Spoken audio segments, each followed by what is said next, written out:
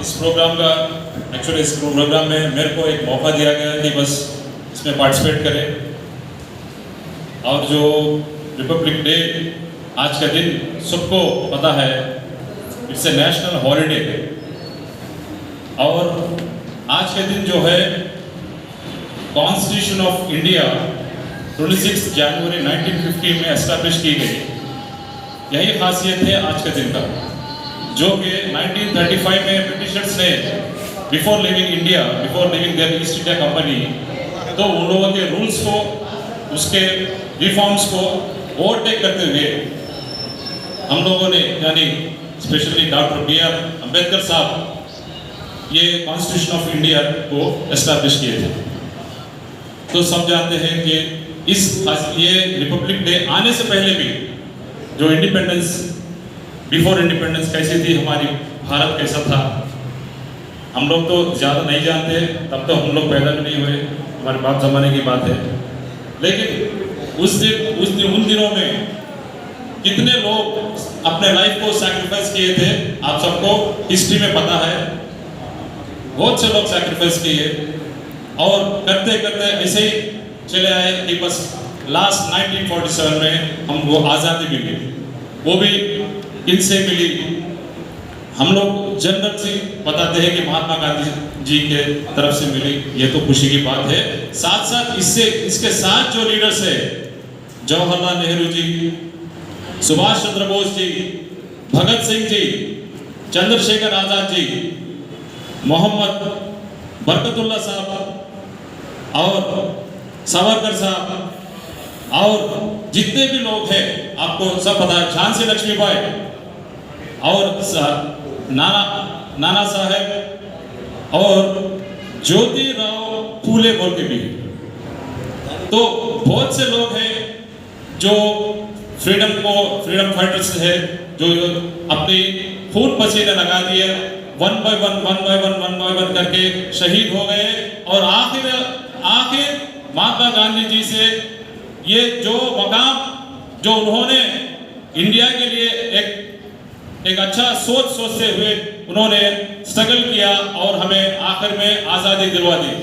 तो मैं सैल्यूट करता हूँ उन फ्रीडम फाइटर्स को, जिन्होंने अपने लिए नहीं सोच के हमारे भारत, एक अच्छी भारत, स्वच्छ भारत, और हमारे जो लोग हैं, जो सिटीजन्स हैं, वो लोग आने पर हमारी टेक्नोलॉजी को और अपने भाईचारे को बढ़ाते हुए करने की अच्छी सोच पे हमें आज के दिन वो फ्रीडम फाइटर्स जो है सैक्रिफाइस कर दिया और हमें आज़ादी दिलवा दी।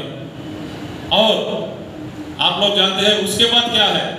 अब जैसा मैं बताया था, कॉन्स्टिट्यूशन ऑफ इंडिया फॉर्म हुआ, जो इंडियन गवर्नमेंट की तरफ से हुआ था।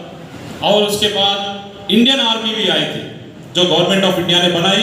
Indian army, Indian navy, Indian air force, जो अभी भी शहीद हो रहे हैं, सबको पता है। जो कारगिल में जो हुआ और LOC में जो हुआ और जो भी चल रहा है दुनिया में, सबको पता है। आज भी वो बिना सोए अपने बीवी बच्चों को, अपने दोस्तों को, अपने यारों को, अपने नेबरहुड को, सबको सैक्रिफाइस करके बॉर्डर में खड़ के अभी फाइट कर रहे हैं। किसके लिए? हमारे लिए, ताकि हम सुरक्षित रह सके और आराम से खुशहाल जिंदगी जी सके और तरक्की कर सके, तो इंडिया को तरक्की कर सके। इसी भरोसे पे वो वहाँ पे जाके जी रहे हैं। तो हम लोग उनको भी सैल्यूट करना चाहिए, जो कि अभी भी स्ट्रगल कर रहे हैं। हम लोग क्या कर रहे हैं बताइए? हम लोग का क्या चल रहा है? सुबह उठे, खाना खाए, नाश्ता करे, उसके बाद खाना खा लिया, दोपहर हो गया, सुबह में आए, क्या कमाना, कितना कमाना, कहाँ तक कमाना, उसके बाद क्या है, सो जाते। फिर सुबह में उठते कैलकुलेशन करते सो जाते, सुबह में उठते कैलकुलेशन करते सो जाते। ऐसी जिंदगी चल रही है। आखिरत में क्या होता? चलो, आत्मा चली जाती, जिस्म चल जाता, मकसद बच जाता। जो मकसद जो है, क्या है मकसद हमारा? पैसा कमाना एक ही नहीं है। अगर हम लोग ऐसे ही, तब फ्रीडम फाइटर्स हो या कोई भी हो, तब इंडियन आर्मी वाले भी अगर वो अभी भी सोचे तो करोड़ों कमा सकते हैं। हम लोग कुछ भी नहीं उनके सामने।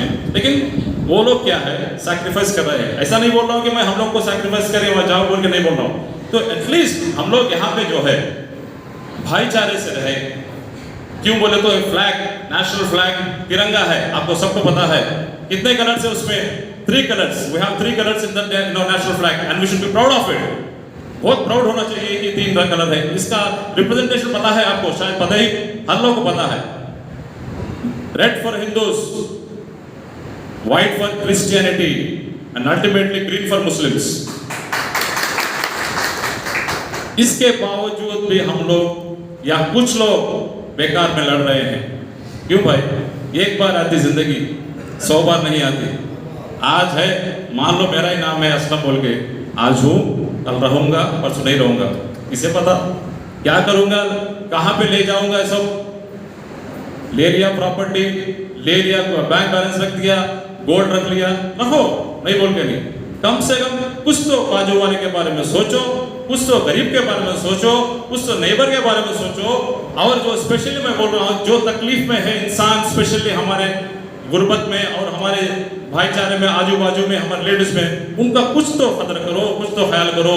जो लोग ऐसे भी है, थोड़े लोग ऐसे भी है दुनिया में, तो दिल खोल के नहीं वो मांगते, दिल खोल के भी नहीं मांगते, बस दिल में ही रख लेते हैं।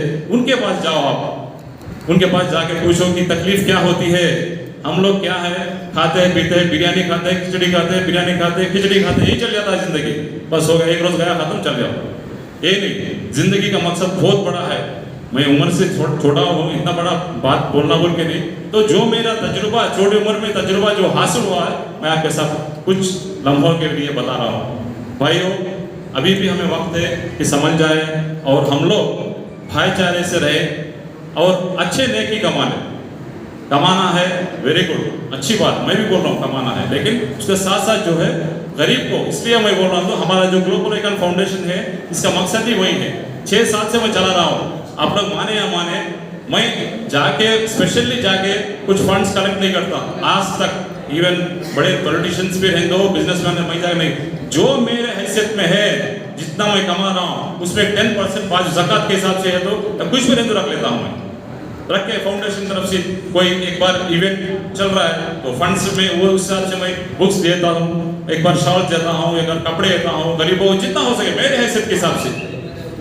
भाई साहब, आज के दिन कम से कम जरा नियत तो करो कि बस रिपब्लिक डे है, आज़ादी आई है, हम लोग खुश रहें, हमारे दोस्त भी खुश रहें, हमारे रिलेटिव्स खुश रहे, हमारे भाई बहनों को खुश रहे।